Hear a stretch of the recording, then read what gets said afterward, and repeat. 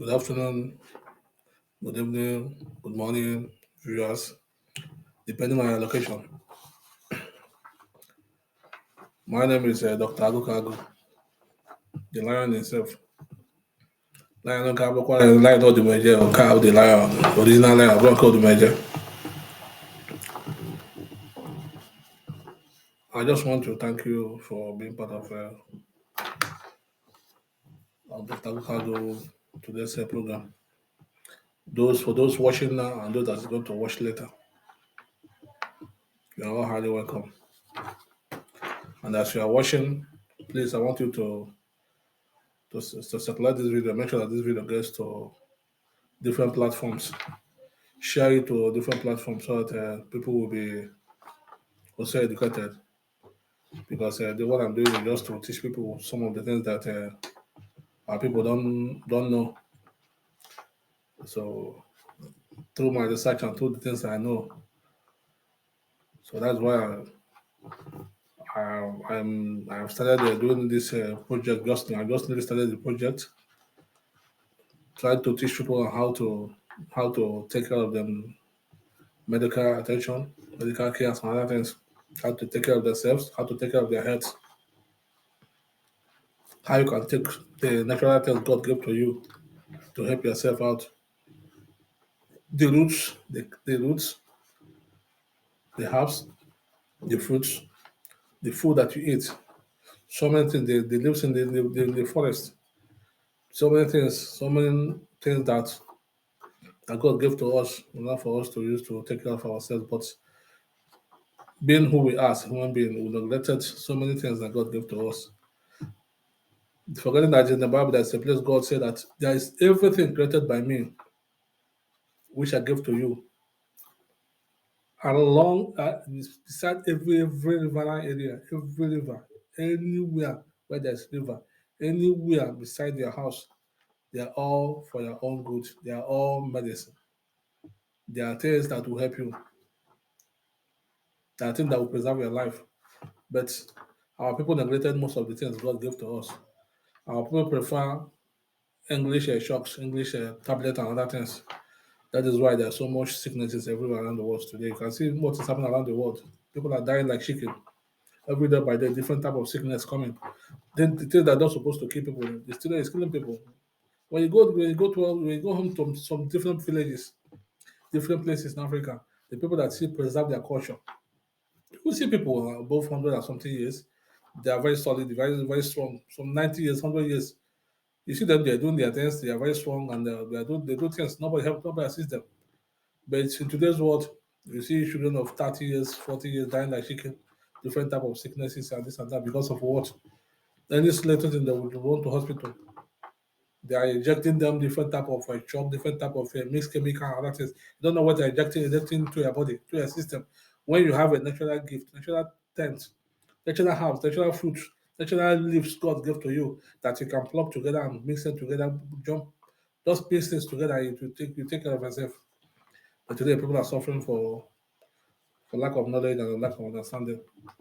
That is why Dr. Alukago, God brought me out to order for me to use the knowledge that God gave to me to teach you the things that you don't understand, the things you don't know, to educate you, to show you things, to show you leaves, to show you herbs, to show you fruits that will help you, that can make you to live longer, that can make you to preserve your very good health.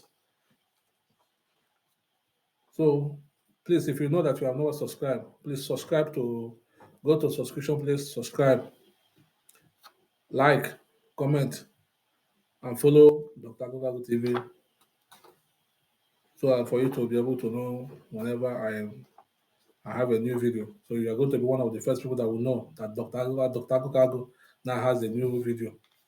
Then whenever you see the video, after going through the video, watching the video, you circulate it, send it to other platforms, send it to other channels for people to view as well, to see, understand, to see, learn from there. It's very important.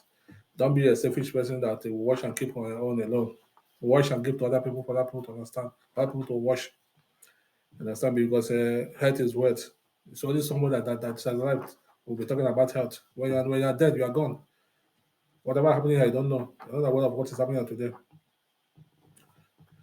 So I welcome you once again. And today, my teaching, my teaching now is going to be another different type of teaching. What I'm teaching now is history, something that our people do not even know about. Some of our people have even forgotten about it. Because when we tell our people that we are the ancient people, we are the first people God created, people don't believe. Democracy started from Africa. Democracy started from where they call eastern part of Nigeria. That is where democracy started all over the world. But it's normal in history. Go and study and start research. Even in the biblical, it's also in biblical. I will still teach that. I'll come to that later. I'll come to biblical later. When I will be teaching you, I'll give you the quotation where you have to go and read for you to understand what I'm saying. Because we work with fact and figure. We don't make mistakes. So when I tell you something, that is how it is. There's something what our people call Nsibidi. Nsibidi is a word. It's a word. It's a Hebrew word, Hebraic word. You know, the Hebrew, they changed the Hebrew to, they changed our language. Our language is not Hebrew, it's what they call Igbo. Igbo, they call it Hebrew. That Hebraic word is what they changed today to different things. So, my teachings are normally in Igbo. So that is why sometimes, because this channel is a traditional channel, but sometimes I like to use one or two English to mix it up, but it's normally it's a traditional channel. So what I'm teaching today is what they call Isimbidi. Isimbidi is the first language on earth, Hebrew language, the first language on earth. That is Isimbidi. That is how our ancestors, our brother, our fathers, our mothers, ancient people. That's how they communicate. You can see the spelling here. I put it here. This is what it is. Isimbidi. Igbo meaning. Nsibidi. Nsibidi, Igbo meaning. This Nsibidi is the first language everybody around the world was spoken before God did what he did and changed the languages. That is why today we have different type of languages around the world. There are so much languages, different languages. And for that, some of our people forgot that there's a way our people used to do some things in ancient time. Sorry, I'm going to use Igbo to explain it more better. People that understand Igbo. Oge ndị gboo na-eme ife. Oge a na-akpọ Moses. Oge Moses gara n'Enugwu ịga iweta ozi Chineke pasị Moses. Onwere ebe dịka ebe dere ụfọdụ agba tablet. The tablet is what? Fadere ede n'okwute. Okwute ahụ onwere ife o ji dị ya. Onwere ife o ji dị ya okwute ahụ. But onwere ebe fadere ife dị ya. Ọ pụtara dị ya na n'okwute ahụ ka o ji. O ji anịda okwute. O ji smaller stone. Wee na that stone, wetakwa that stone, where ya wee dee the thing. If further that place is what they call Nsibidi. That language over there is Nsibidi. You got check here the Nsibidi language and the Hebrew language. You find that not the same thing. When I the buy just know this British and other people in Russia, but I just be this and the buy confused. The buy forget about our tradition, our culture. The buy what is called Nsibidi. Our forefathers they have been communicating. Farm find a different. They have been writing. Farm a different. Before I message, I hope that's ink. Ink and age with a feathers of chicken. With a cocoa. Age you want to cook whether there's what chicken whether would not cook Wednesday for the weather. When I find a double fable, on how they will all them will. Kapa the Dibu Bubu, our tank, Father G. Amaji Fedica Okute. I will talk with awata ife dịka nnukwu okwute again ewere dee ya ọ na-arụ aja somewhere the plane ọ na-arụ rock ebe nwere rock ha pụta dị ha were tata okwute iwere okwute gaa na okwute iwere ya dee ife na datin ga-adị there for years ị chọọ tara ya sọnwụ ya ebe ọbụla ịfụrụ ebe edere enwere ọkụ enwe enwere ezigbo okwute ị ga-adị dị wee nnukwu okwute siri ike ọbụla obodo okwute kara aka ga-adị ya dee ya ọfụma dee ya were ya dee ife dị ya idechi ya dapụl lapụ ya mmiri iji stọkọ nga adapụl datin dị ọ adịdị ya ọnwa ife ya ekele ya otu a ka ndị gboo si ede ife bifo ndị nna nna anyị fa si ede ife bifo ndị oyibo apụtazi nọ civilization abazi gosibezi ndị be anyị most things change bezi the language gozibezi ndị be anyị ife ndị ọzọ sizi fa na-emegasịzi ife ndị ọcha na-emegazi ewepụtazi ụmụ ife dị iche iche ha na-emezi invent ewepụtazi na be anyị ndị be anyị ewezi nwayọ forget their way of life kpatara most of what today ndị be anyị ka dị confused ife niile dị na akwụkwọ nsọ na Bible ife now is talking about us kedu the tribes scattered all over the world ife ajụ ka njọ kedu tribe ị ga-asị na this world onweghị any country ị ga-aba onweghị anywhere ị ga-aba in this world ị ga-ama for that tribe check godi a tribe nwere the whole tribes among them all form of ndị Igbo bụ the only country the only people bụ tribe onweghị anywhere ị gara mba ụwa niile ị ga-ama afọ ndị Igbo biri ya ọsọkwa anya hapụgode ebe eji isi aga ya ndị Igbo biri ya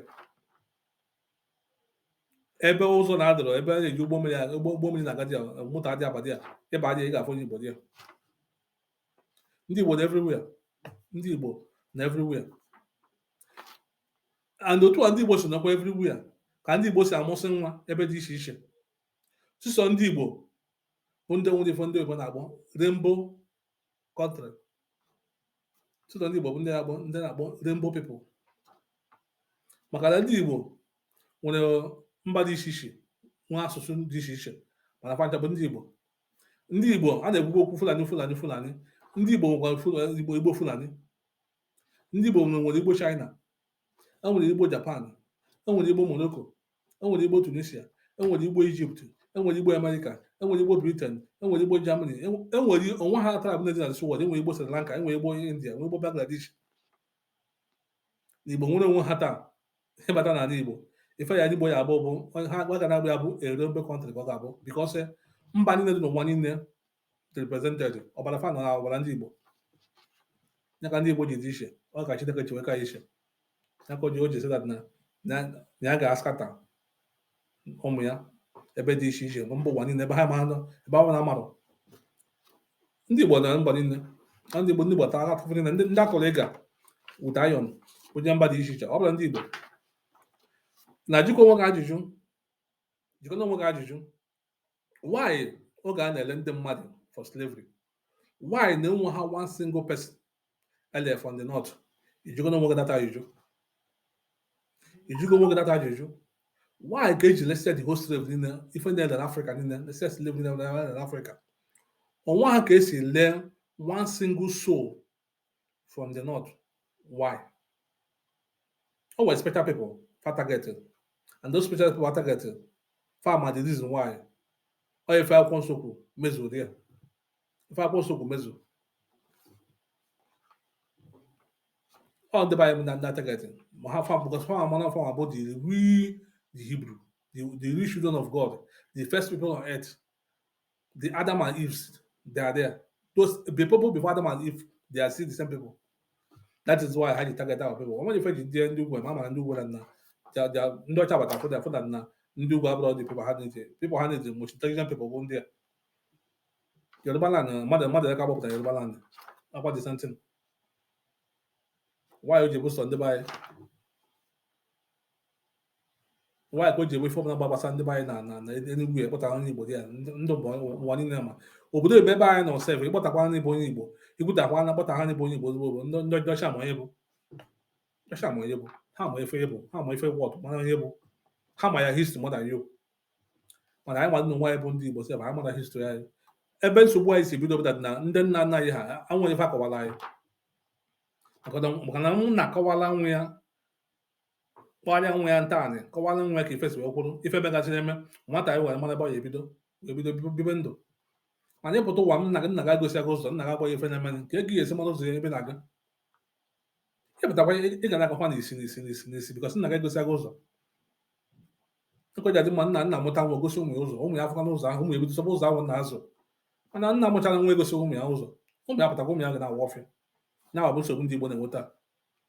Ndị Igbo enweghị histri ndị Igbo nwetara ebe nke ha ji aka ha mụtazi mebi nke ụfọdụ mụtara n'aka nne ha na nna ha na ndị nna nna ha. Like mụnwa emiti m ndị my grandfathers, amụtara many things from them.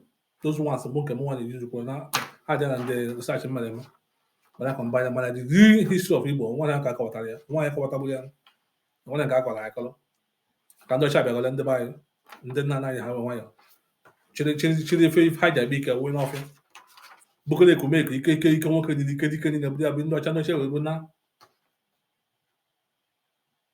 ike dike apụzi dike na-arụ, ike dike anọzie mba ofesi, anọzi aka ndị ọcha na-agbazi ndị ọcha ike, ewezi ike ndị be anyị wee na-emezi ife dị iche iche. Ndị be anyị anọzie chafụ ozie ka ntị chafụ. So that ife ama ka nji chọka anyị nwa nwaanyị bụ ndị Chineke wepụtakwara mụtasịkwa ife dị anya.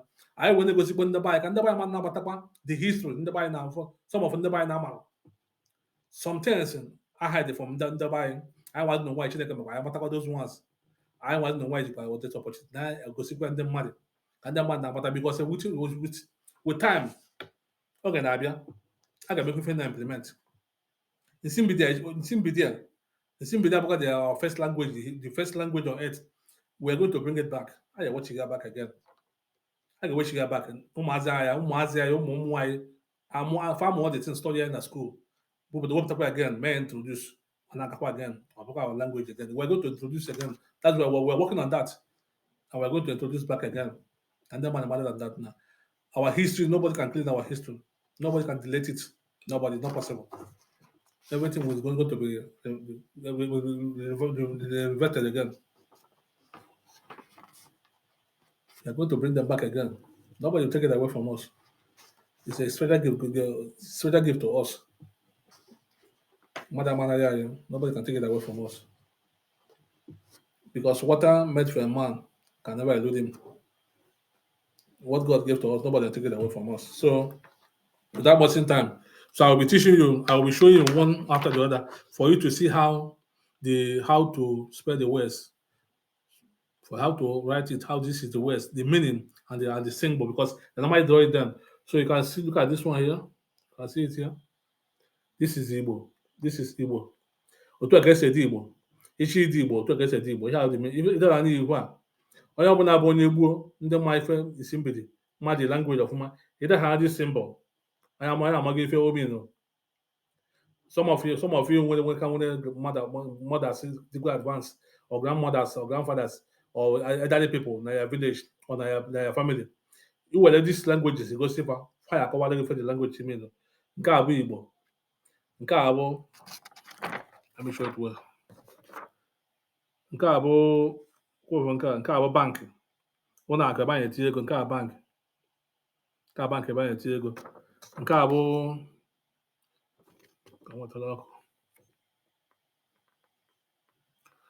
not sure where. So you got now this one. This one is showing. Okay, this one go. For this one, carbon. This is mother. Mother. This is mother. Like I said, then they don't have this like this. I have not among that. This is mother. Then carbon. Nah. Carbon na otu aka esi ede nna na Nsibidi dara this symbol na-abụ father, daddy, father, Nsibidi. Nke a bụ na this one car police. Oh yeah. What is that? Look at divorce. Car divorce. Nwoke na nwaanyị si na father anụzi. Oh yeah, what differ. No can about divorce. Yeah, the symbol of divorce. If this is not divorce, come car divorce. Then nke a bụ ụnọ. Nke a bụ ụnọ. Tutu a ihe abụ Nsibidi ụnọ. Nke a bụ mmiri. Nke a mmiri dị fa. If this symbol like this, or mmiri na-ezo, or ichu mmiri, ihe gbasara mmiri, this is the symbol of mmiri na Nsibidi. Nke a bụ ogwu. ịchọrọ ikwu okwu ekwurekwu words the words okwu now abụ ife a now abụ the symbol that's the symbol here that's the symbol then this symbol here abụ well symbol bụ speech ịchọrọ ime speech ime speech find the symbol of speech what is this here that's symbol of speech this stress here abụ symbol of speech then this one bụ ka abụ ihe abụ what is this one ka week izu in a week, maybe a week, 1 week, 2 weeks, 3 weeks. So nke a week tokese na ụbọchị fa bụ ebe izuụka ọzọ na-abịa fa bụ the weeks onye bụ weeks tokese ha bụ isi mgbede weeks nyanwa dị fa na dị symbol mana izu ka ọ bụ izu nke a bụ weapon ngwa agha ka bụ ngwa agha eji anụ ọgụ ihe ọgụ ngwa agha efuna dị symbol dị otu a ema no weapon ka ọ bụ no weapon this symbol here now bụ weapon eji anụ ọgụ if I stand for so these are the symbols if I about the symbol if I about the symbol here are the words of the symbol the words so if I another one again if I about ka bụ ịfụnanya ka bụ symbol of ịfụnanya over ka symbol of ịfụnanya ka symbol ịfụnanya dị fa ka bụ symbol ncha toilet soap ka symbol ncha na toilet now the symbol dị fa then nke a bụ meeting maybe you ịga meeting ka meeting ịchọ ịga meeting this is meeting this symbol here bụ symbol of meeting ịchọ ịga meeting or whatever then nke a bụ symbol of chief onye ọbụla bụ chief na village chief symbol of ndị chief onye ọbụla ndị chiefs ma chief ọ dị mmadụ abụọ adị ya tu ọ bụ chiefs ọ bụrụ ofu onye bụ as a chief ọ ya abụ one symbol ọkadị ha mmadụ abụọ ha dị ya more one of this symbol ọ bụrụ chiefs then nke a bụ symbol of ihe abụ the full meaning of ụmụahịa otu ekesi ụmụahịa ọ ga-anwa ka afịa ya ụmụahịa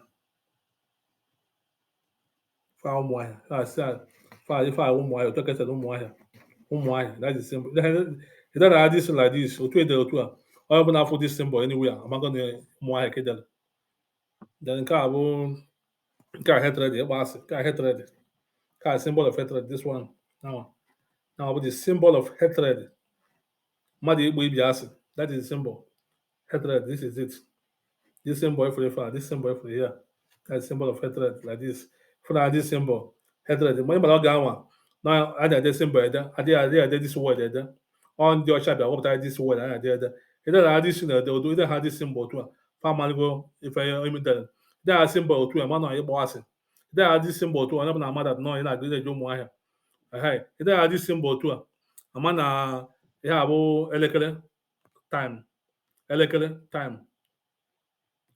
not elekere dị fa so ịtụfa this symbol of the symbol of time elekere time then the last one bụ ka bụ onye isi mmadụ ajụjụ onye who is the person who onye that is it you have the symbol of onye that is WHO who onye ịchọ mmadụ ajụjụ onye ka onye ọ bụ who is the person who is that person who is coming who is going who is bringing it who onye ihe abụ the symbol of onye na isi mgbidi so ife a ife si ka ngosigodo na ụbọchị taa ọ ka nwekwara aka nwe more to teach aka nwe more isi mgbidi words so m ga-ewepụta ya one after the other ka ọ ghara ịdị na-eto eto ogologo too much so m ga-egosi na one after the other so ngosi ya mụ na-afụgo this one na so inwe time study kwa ya inwe time study ya ọ bụla nwere somewhere idepụta ya because mmụta karịsị so ị na-afụsi ife otu a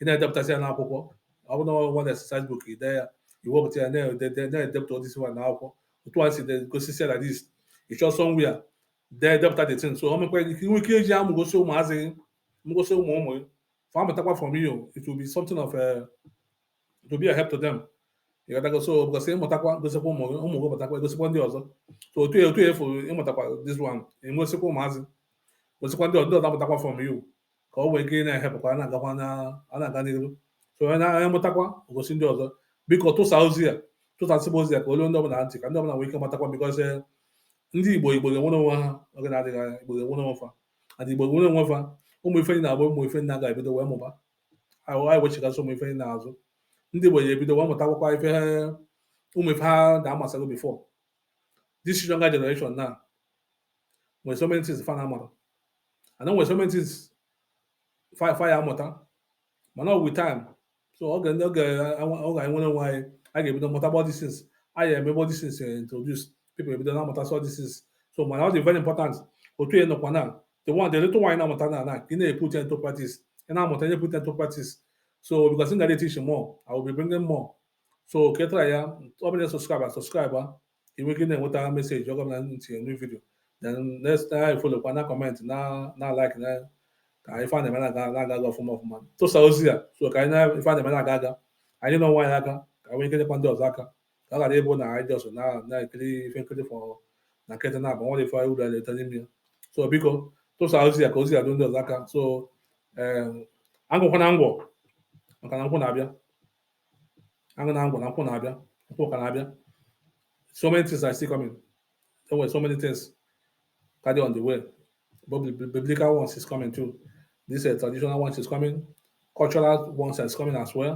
then the herbal things the herbal remedies and other things is still coming so I will be putting them one after the other so I'm going to follow one after the other one step by step one step after the other so a na-eme ya ofu emesi ofu eme bụ emesi bụ eme ịtọ so ka nwee ike ịnweta the message clear ka people nwee ike understand so I want to thank you once again for being part of today's teaching so please if you have not subscribed please subscribe and make sure that this message get to other places so that people will know and learn from the teaching so let the message go other places if you have not subscribe follow like and comment so I will be part of the people that one of the first people that will know that Dr. Agokago have something on board.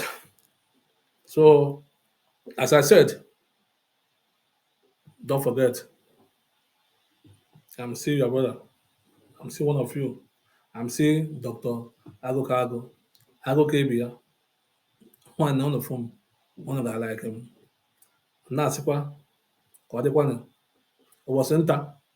Ka John owere echi. Egbebelu, gwebelu. Kesi ibe na ebela. Nkwe akwana ya gosi ebe ya bịa. Ihe ụwa na-adị mma ọ dịrị gị mma dịrị m mma ya ka ọ ji adị mma ịnweta ka mmụta ya gaziela ụnụ Igbo ka mesịanụ dewonụ mmanụ